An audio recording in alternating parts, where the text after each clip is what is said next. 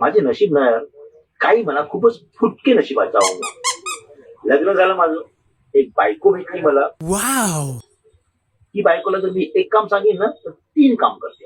मी जर तिला म्हटलो की बाई मला एक कप चाय बनवून दे, तर कधीच चाय मोकळ्याने बनवून देत नाही.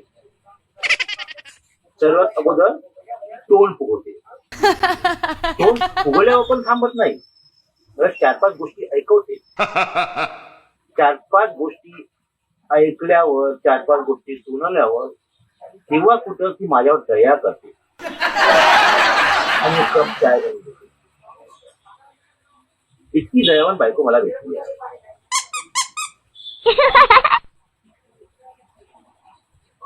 तुमची पण बायको अशीच आहे का हो?